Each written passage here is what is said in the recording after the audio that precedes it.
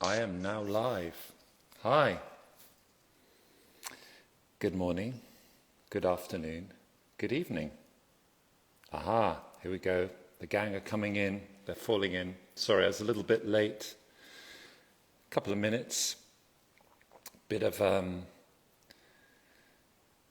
a late-ish supper. Yep. Hi everybody. Hi, Ponsine from France. The weather is very heavy here. Hi from Canada. Liam's here. A fixed chick. Excellent. Everybody's rolling in. Good morning from Japan. Good morning. Wow, it must be quite early. Aaron. It's the gang. The gang are in. Okay, don't come and... in about 5 minutes, I'll ask you to send in if you want to join, and we'll do that randomly. Yep, it is...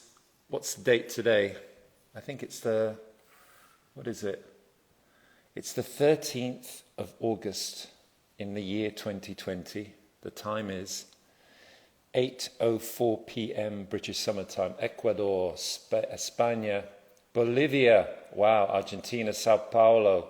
The South Americans are here. Hi guys. How are you doing? Radiohead Brazil, my friends, Peru, Mexico City, fabulous. Nicaragua, I know it. You put in cheers from Nicaragua in brackets, Central America. I know where. Thank you. We know our geography in Europe. There are some parts of the world, naming no countries, where they don't know outside of their country, but we do. Hi from Saudi. Wow. Finland, Norway, Russia. This is extraordinary. Russia. The States. Hi, Argentina. Quebec. Wow. Okay.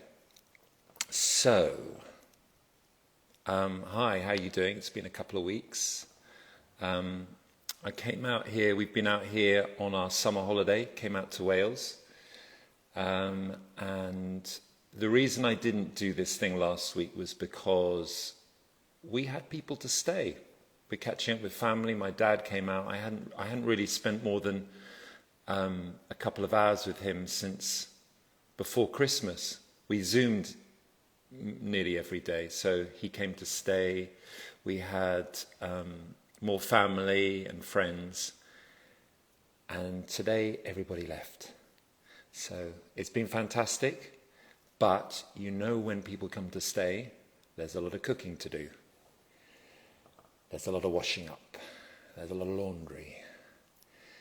There's making sure everybody's got what they want. So breathe in, breathe out.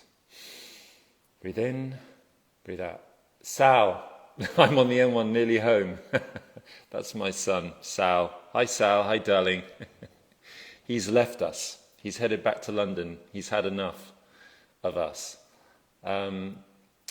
So it's been amazing here. The weather has been extraordinary, balmy. It's like it reminds me of our time in Brazil. It's tropical. We've been swimming in the river. Our friend Luke taught us this because the water seems quite cold because it's come from the mountain. He taught me this breathing technique called the Wim Hof technique, which involves a couple of breaths and then you get into the water, and it's made all the difference. So I'm no longer a wuss getting into cold water. Okay, all right. So what else? I guess also last week I just I don't know. It feels strange to bring this up, but I think it's important to acknowledge it. What went on in Beirut, in Lebanon last week, with that huge explosion. And I'm sure, like a lot of people, it's when you see things like that on the news and you see the suffering of people, and, you know, people in Beirut, people who've lived in Beirut have had really hard lives for a very long time. You know, civil wars, invasions, and they're suffering from COVID-19, from coronavirus badly, and then something like that happens. And I just want to say, if anybody has friends, and just you know, extend my love and prayers to our brothers and sisters in Beirut, Lebanon, and also for anybody who's suffering. I mean, there seems to be there is always a lot of suffering in the world at the same time. And I think one of the things, like, when you've got in a fortunate situation and you're in a stable situation, it's peaceful and quiet, I sometimes find, how to say it, how to balance those things, how to, are you allowed to have a good time? Are you, is it okay to laugh? I don't, anyway, I'm not explaining myself very well. It might be helpful to talk about that with someone else. Okay, so, alrighty. So yeah, just the only other thing I'll say about that is, probably like a lot of you, there are times when you see things like that, and it's a very overwhelming thing, because you don't know quite how you should feel. We are connected, yet it's removed, yet it's there in front of you on the screen or whatever. It's just one of those things. Right, I'm going to pull. Do you want to, those of you who are interested in coming in, I'm going to do something randomly and go live with, so there are, how many of you? Requests.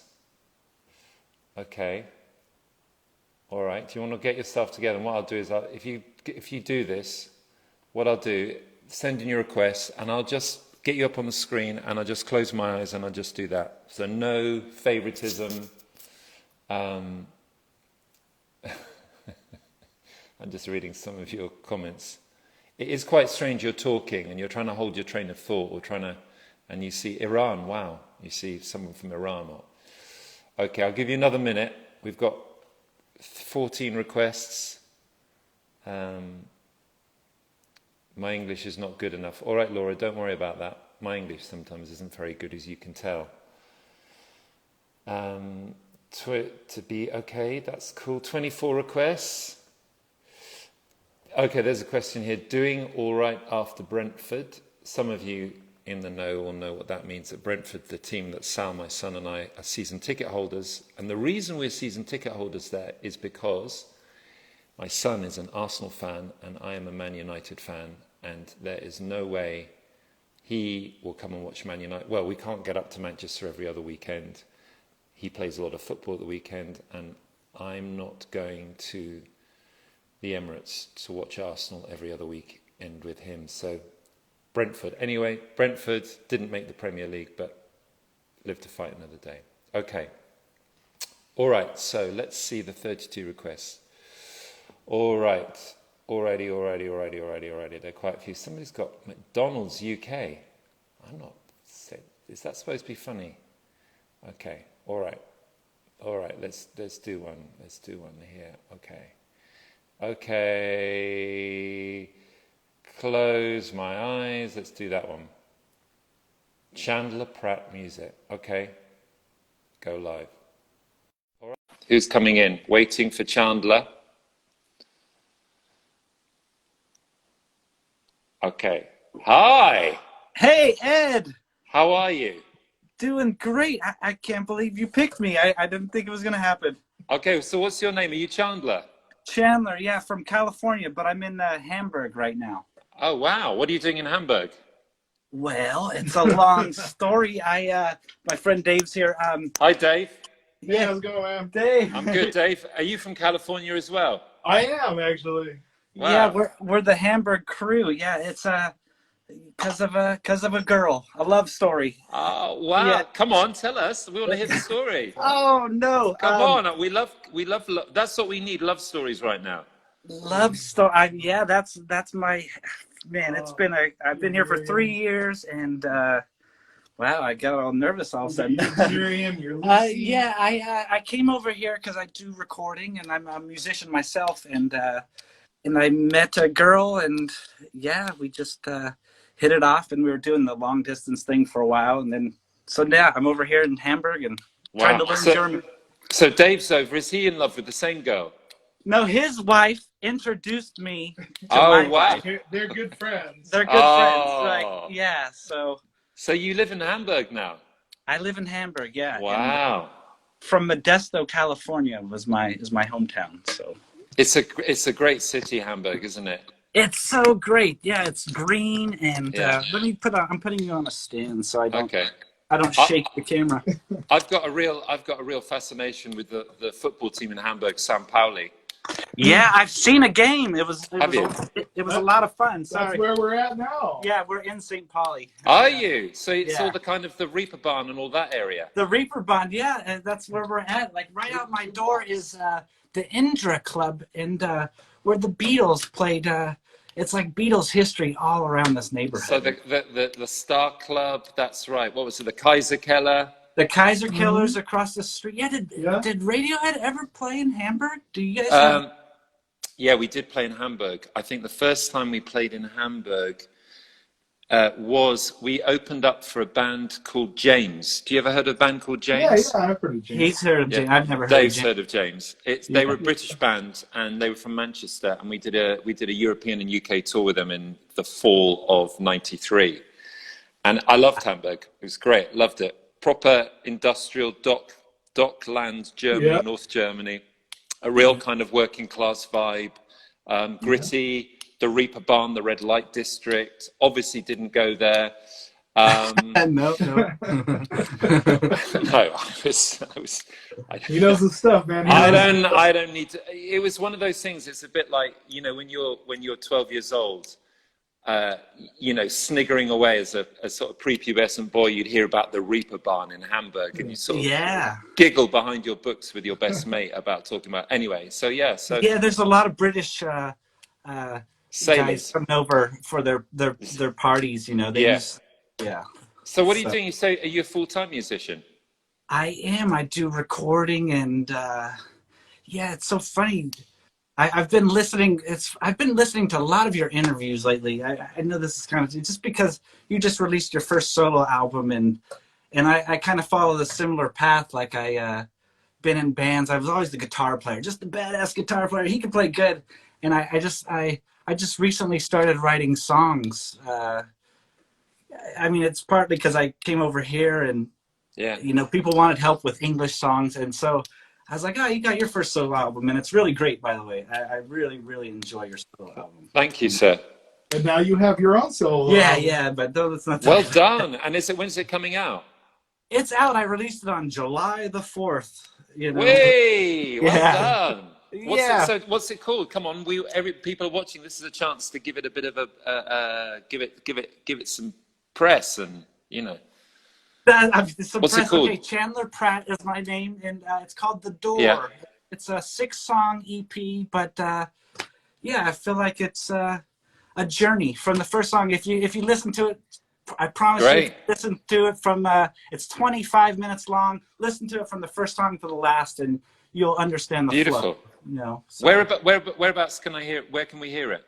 Spotify, all the nice. places. Yes, I found it on iTunes. He found it on iTunes. You know. Well done. All right, we'll give it a spin. I'll give it a spin later. Dave's like, he's my manager. He's not really, but he's the one that's always like, you gotta listen to it. I'm like, Dave, man, do something. Yeah, you're great. Yes. Yeah, that's the thing about artists that you know, self-promotion. Most artists aren't very good. Musicians aren't very good at self-promotion. It's the managers who keep reminding them. So. You know, we kind of think it's kind of like being a second-hand car salesman, you know, kind of, well, actually, I got this album out, and, you know. Yeah, I now that I have you here, I have to tell you how much I love A Moon-Shaped Pool. Like, great. I'm a huge Radiohead fan, but, like, when you guys released that album, it changed my life. I mean, I love every song, and I couldn't believe you guys made your best album. I mean, for me, it's like, oh, these guys are still putting out just top-notch music, and it's just, that's really kind of you to say so. Yeah, well, you know, I think you only. Sorry. Can I ask you about the recording process of that? I mean, sure. How long did it take you guys to record that? And like, how Too long. Too long? It was a very long process. It started off in, let's see, when was it? It was about September of 2014, and we didn't finish it until probably January, February 2016. Wow. It was a very long process. And yeah, it was, you know, I think making albums, you know, what you realize that the more albums you make, you realize that making albums is actually, and I don't know if you found this yourself, but they're not easy things to make. You know, they're quite tricky, and that's kind of the nature of the journey, and they are as long as they are. And I know it probably sounds ridiculous that it takes that long, but I mean, we weren't working non-stop during that time. I think Tom had some shows, and I think, in fact, when we started recording Moonshake Pool, both Philip and Tom had Philip had his album out and Tom had his album out. So, you know, there's a lot of stuff that goes on apart from making a Radiohead album at the same time. So I think that's why it takes a long time. Yeah, I mean, but you guys just really nailed it. I had tickets to go see Tom in Berlin, but obviously, you know, that got all pushed. And were you going to come through Hamburg and play your solo? I think you were coming, right? I think we were going to come. There's some European dates for the end of this year. So they would have started in about October of this year. But, you know, I'm not sure what's happening about that now. I mean, I've got to be honest. I mean, we've rescheduled a load of dates, but I'm not sure realistically whether gigs are going to happen next year either. I mean, I think it's a bit like wishful thinking. And I've certainly heard within the music industry that the big tours aren't being booked until at least 2022. So I've heard that as well. Yeah. Oh man. So listen, I want to. How have you been? How have you been during this time? Have you guys been all right? How's your? Because okay, so I've left out a major part of the story. Right about the time lockdown happened, I had my first child, Lucy. Wow! Yeah. Congratulations. Thank you. And so it was one of these things, like we hit the hospital the week before. Wow. That they weren't even letting in the husbands or whoever, the partner, come in and be with their wives to give birth. So we were there the week before, so we got it, and nobody could come visit us. But then it was like strict lockdown after we had her. But it was just like, okay, strict lockdown. We got our toilet paper. We got our food, and let's just learn how to be parents. And yeah. Have you found it? It's been a battle, but I've told people that. They always ask, like, oh, was it amazing right from the beginning? I'm like, I wouldn't say amazing. It was an experience, but after you see her smile for the first time. Yeah, do you know what I call it? Like when your baby is born, your first child arrives, it's like the love bomb going off in your life, because you feel this incredible, this love that's primal. However, it is this bomb. Everything changes. No, it's scary.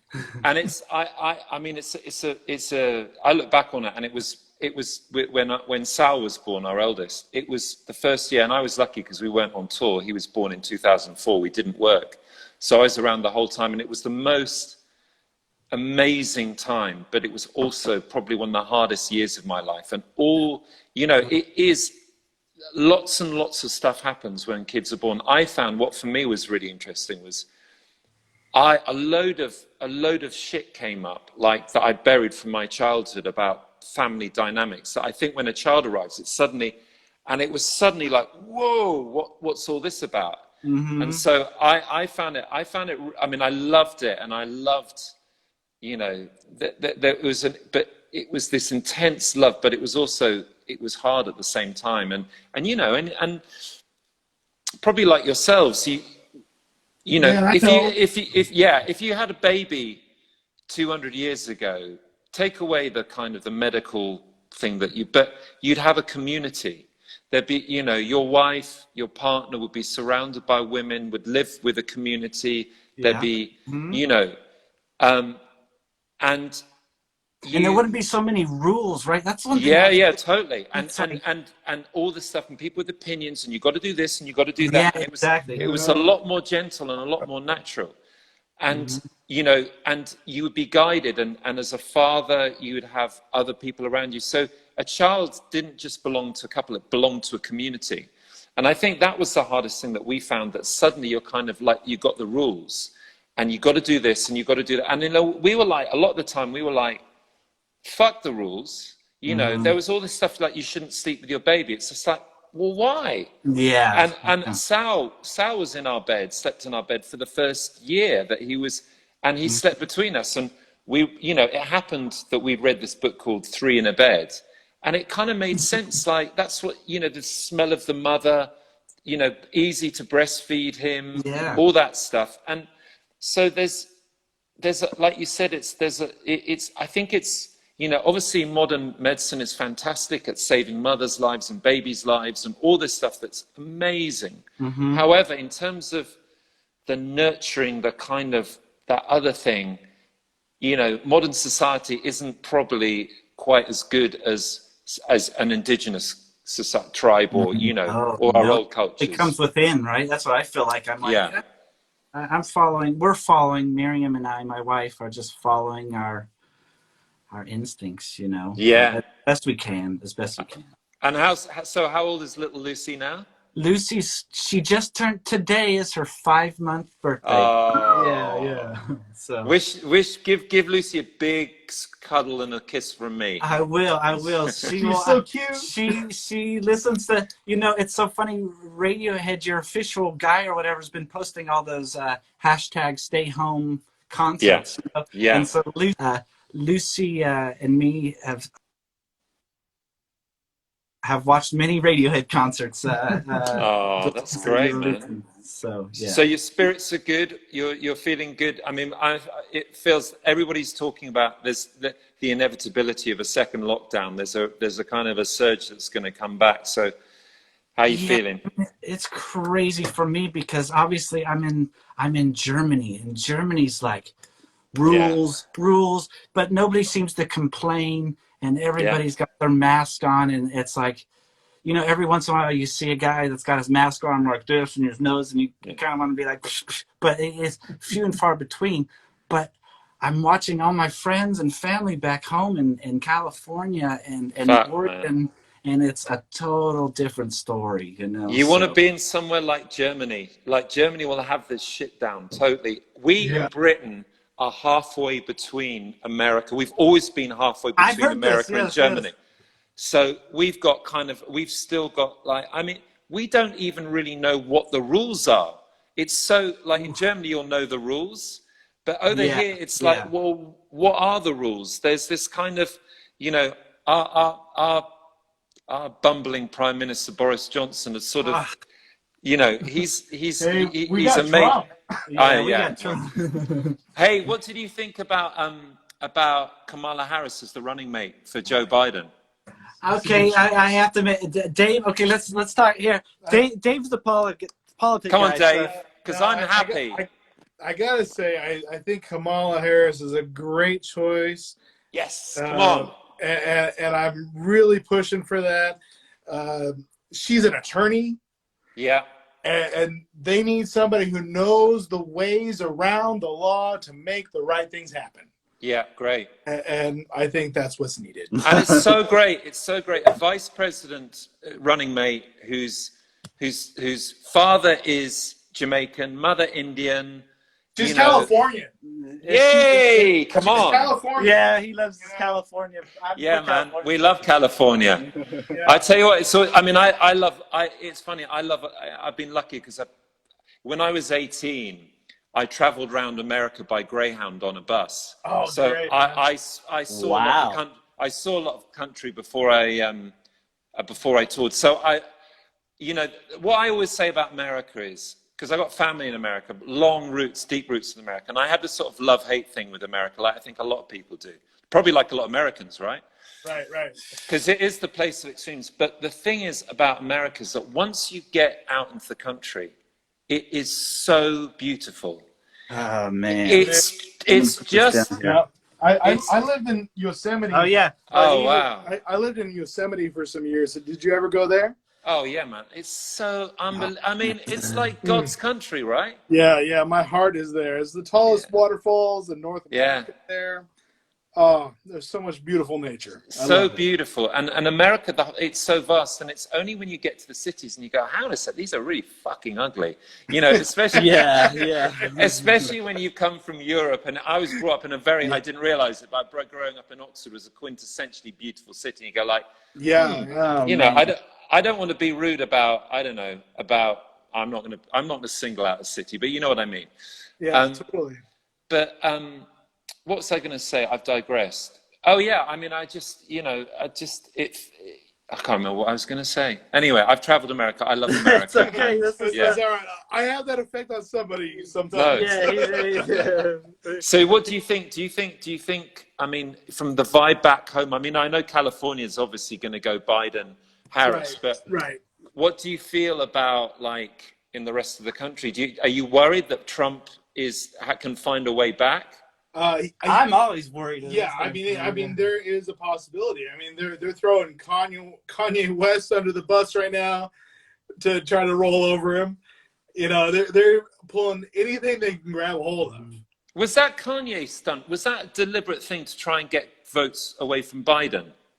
I think I know when there's a third party very popular, it does draw a lot of votes away. So yeah, it does take a chunk out of anybody's when there's a third option.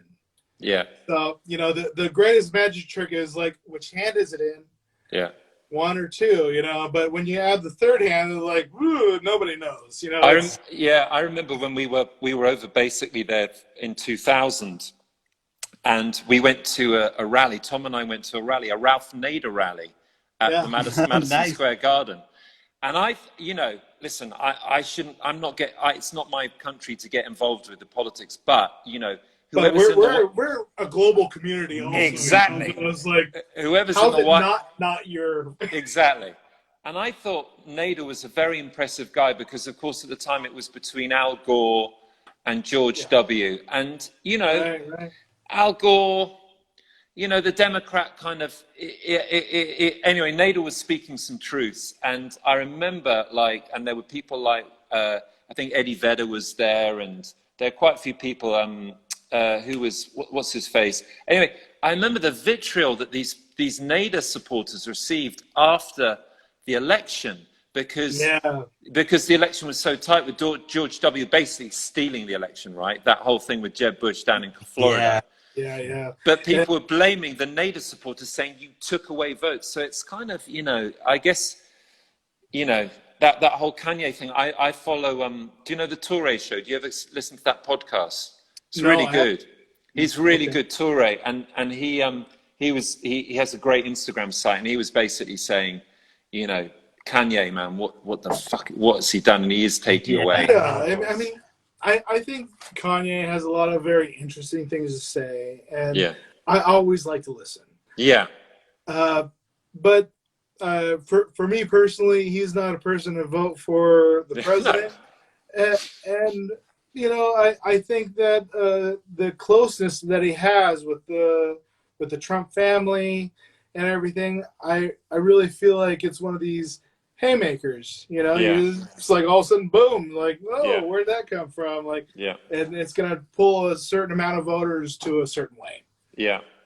Because they're fans. I'm surprised you don't have a Kanye story. I imagine Kanye would be at a Radiohead show and do something stupid. I do have a Kanye story. Oh! But I'm not going to tell it. Nice. Now there's the gentleman steps out. Yeah, I mean, I don't think it's fair because I think the guy suffers from bipolar. Yeah, he's bipolar, I agree. and I'm also of the opinion that if you spend time with somebody, and however challenging you might find these situations, I think it's really poor form to go, oh, by the way, I had this experience. And it was super poor form. Yeah, and I think he's obviously a really troubled guy. He's supremely talented musician. I mean, he's Right. I think what's amazing about him, what people say and what's obvious is he's a supreme curator. Like, he has this amazing ability that some people do. Just, he works with the best people, and he has that knack of, I know that when I met him was back in 2013, and it was actually in Brazil. And I remember about 4 months later, his first release after I'd spoken to him, and he said he was working with Daft Punk and stuff like that. And I was like, and I heard it was Black Suede Head, that track Black Suede Head, which is, that is one of my favorite. I mean, I think that's my tune of that year. And it's just genius. I mean, the drum program, which he probably didn't do, he had someone else, but the whole way that track is built and sonically, it's extraordinary. And I tell you what, it really shocked me, because usually you feel a connection from the person you meet to the music that they make. And unlike, they felt very, very different. Anyway, hats off. That's an amazing, Black Skinhead. Not Black Suede Head, Black Skinhead. That's the track. Sorry. Love that track. So yeah. Anyway, hey guys, I just want to say thank you very much for what a lovely conversation we've had, and thank you. And it's been a real. It was so good. Yeah, it's really normal, right? Totally normal. I'm not nervous. I'm not nervous. I know the music, the band, but I don't know the group members. So yeah, Dave, I can tell you're not nervous. I just Dave's like not you nervous. as a person. Dave's not nervous. Chandler, you're a little bit kind of like, fuck, I got through, right? Yeah, I couldn't believe it. I was telling him I had my timer set. I was like, it went off, and I'm like, oh yeah, for the Ed. I hung out with Gwen Stefani. Oh yeah, I can see you, Dave. You're rolling with it. Like, people are people. Yeah, I totally agree. That's I like you for you, or I don't like you for you. I have this thing as well with people. There are a lot of people that you meet in life who kind of, who are elevated and in these very, very fortunate positions. And some of them I've met can be arseholes, but the great ones are just normal human beings. I always remember when we toured with the biggest tour we ever did, we opened up for REM in 1995. Oh, Michael Stipe. We did the first show with them in Milton Keynes Bowl, and we were doing a big tour ahead, and they were like a fucking, I remember when Document came out in 1987, Tom and I went into the little town Whitney, and we bought it on vinyl, and we drove there, and they were such an important band, and there we were opening up for them. And I remember we turned up, and we were really nervous, and we didn't think, there were 4 other bands on the, there were the Cranberries, there was all sorts. Oh wow! And we didn't think that and I always remember Michael Stipe, saying, coming and saying hi to me, and I was trying to be really cool. Because when you turn up at the REM gig for the first time, you want to make sure you got the look going on and everything. So I never really had the look going on, but what I did have were these Elvis shades. I'd bought these Elvis shades, and Michael obviously thought, oh, that's the guy. So I remember he invited me into his trailer, and he gave me one of those draft Guinnesses in a can, and he was so lovely, and it set the tone. And we did about 10 weeks touring after that.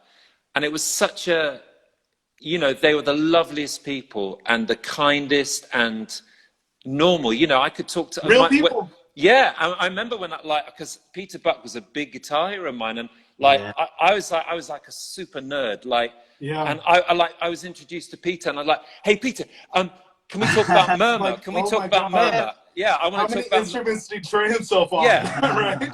He was so cool. He completely indulged me. And he was like, yeah, that was Murmur. And he was like he was telling me what happened. I was just like, so it is, I always say we're all human beings, and we've all got a purpose in our life, and there's no hierarchy.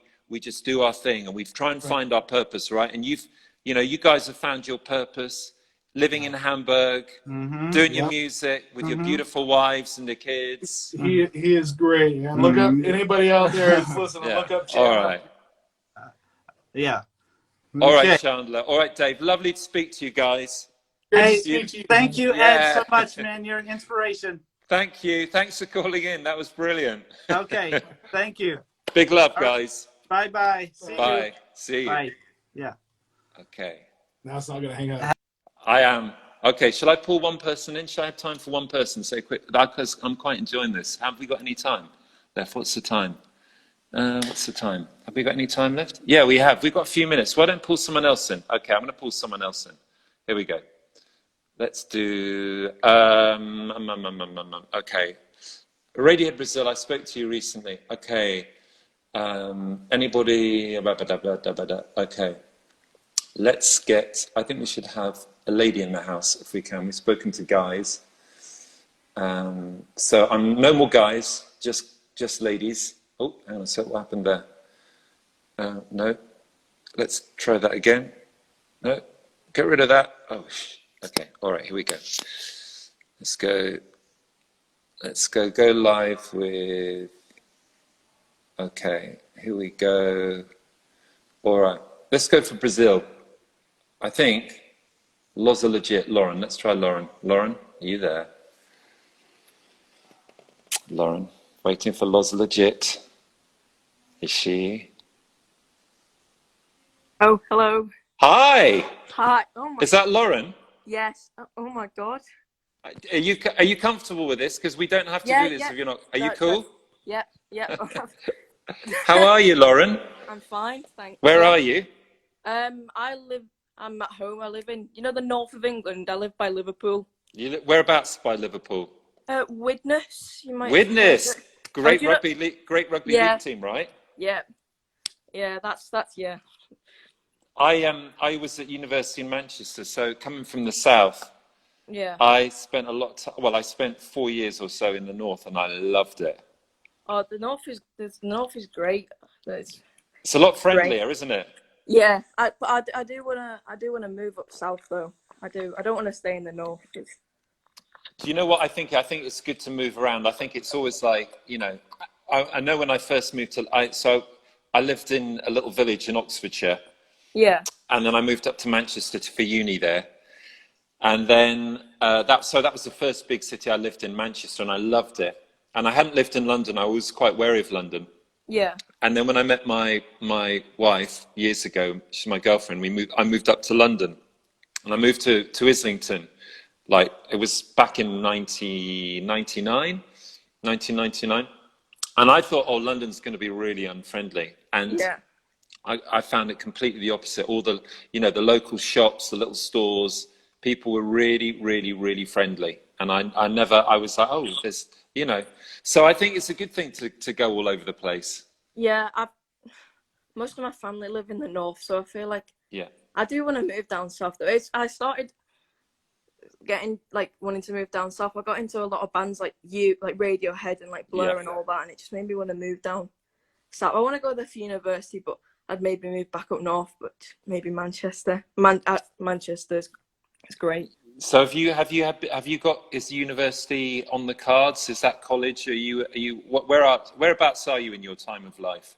When I go back to school, I'll be year 11. So. Oh wow. So yeah. So you got GCSEs next year? Yeah. Oh, so okay, all right. So my son he's just finished year 11. Yeah. I want to know how's this time been for you as somebody who's at school? Oh, awful. I've not been able to keep up with my schoolwork and everything.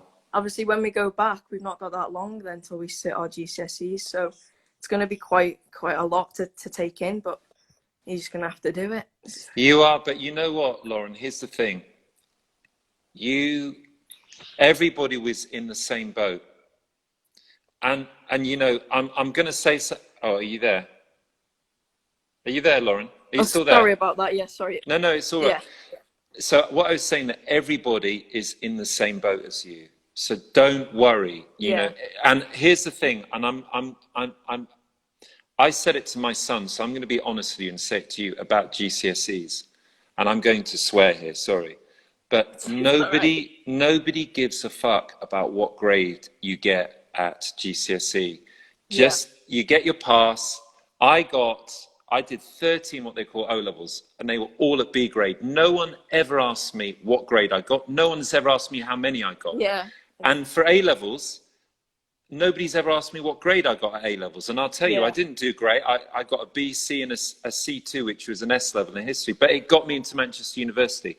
Yeah. You know, I really think, like, you guys, the kids now, you know, teenagers like yourself are under so much stress these days. And if you can, I know it's really difficult, but if you can take the bigger picture and and understand that, you know, just all you have to do is do your best and you'll be fine, honestly.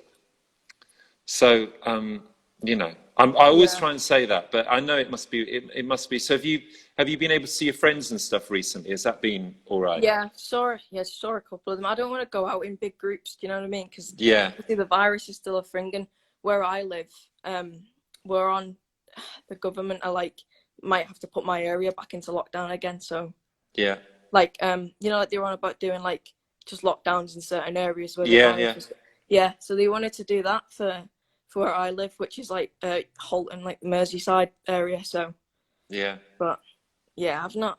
It's been all right. It's weird, isn't it? I mean, I really feel. I think, like, for you guys, you know,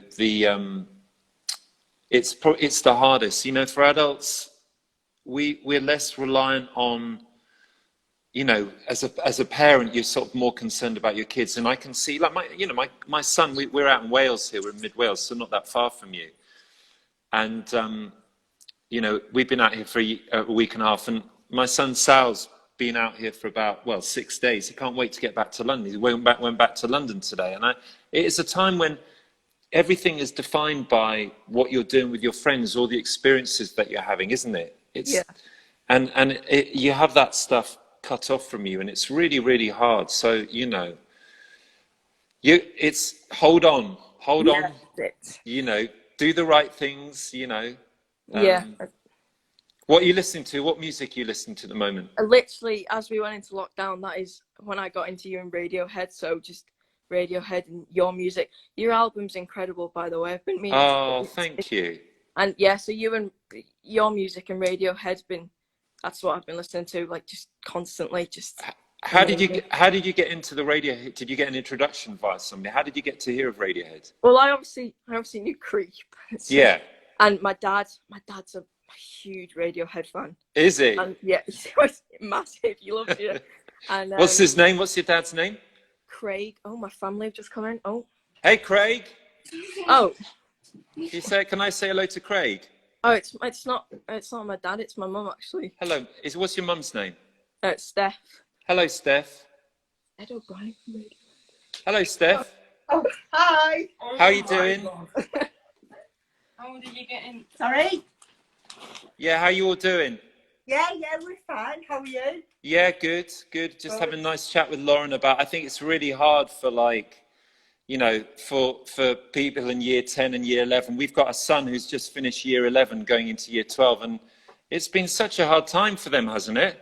Yeah, it's been really hard for him, and I feel really sorry for all these year 13 now, the A-level results. It's just, it's been a bit of a shambles, really, hasn't it? It has, and it's like all these things, like all these markers in life that, you know, that, I mean, I must admit, I have to confess that I wouldn't, like, with A-levels, I wouldn't have minded not having to do my A-levels, but it's all these things in life are like really, all these markers of these things are sort of taken away from them, and it must be feeling a lot in limbo. Like, even as adults, we feel a bit in limbo. Yeah, well, yeah, that's it. It's affected everybody, isn't it, of all ages? So it's really not good at the moment. No. So hopefully, fingers crossed, we'll get the normality back soon. Yeah, exactly. Is the community? Is everybody, the neighbours and everybody, is there a good community around you? No. No. Dog, it's not too bad. It's you know, certain neighbours I've known for years and years. Certain ones, you just move them in and out, because it's rented property. So they just, certain people are in for so long and then out, and then certain ones. Right. But yeah, most of them are okay, and it's, it's like that everywhere, I suppose, isn't it? Yeah. Well, I found like the community around here in Wales it's just been brilliant. Like from the postman, and then deliveries and the veg shop delivering boxes of vegetables. It's been amazing. Yeah, we've had a few, really, considering where we were, we didn't think we'd have that many, but we have had local companies delivering fruit, veg, stuff like that. So it has been good, but obviously now we're going back to the shops and stuff like that. So it's kind of, and I'm working, so it's, just well done. As normal. Yeah, well done. Well, lovely to speak to you. Oh, you too. Yeah, take care. Good luck. Thanks, bye. Yeah. Hey, Lauryn. Yeah. How you doing? All right? Yeah. That was great. Nice to meet your mum. Yeah. Well, listen, so nice to talk to you. Thank you for thank you for putting yourself forward. I really appreciate it. And just right. I now, because I've seen your name on I've seen you on the thing. You're always really lovely. You say lovely things on the Instagram and stuff like that. And just stay well, stay strong, be good, and you'll be great. You're great, okay? Thank you, you too. Thank you. All right, Lauren. Big love. See ya. See ya. Bye. Bye. Bye. Bye. Bye. Okay. Thank you, Lauren. That was great. What time? What's the time now? I think it's time to go. Yeah, that was so lovely to talk to everybody. I really enjoyed that. I hope you guys did as well. Next week, going to be talking to someone, I hope so. There are a few people lined up, I hope. And, you don't have to watch this if you don't want to. But thank you for everybody who came on. And I hope you stay well. Everybody stay strong, stay well, be kind to yourself, be kind to others. And, big love, and big love.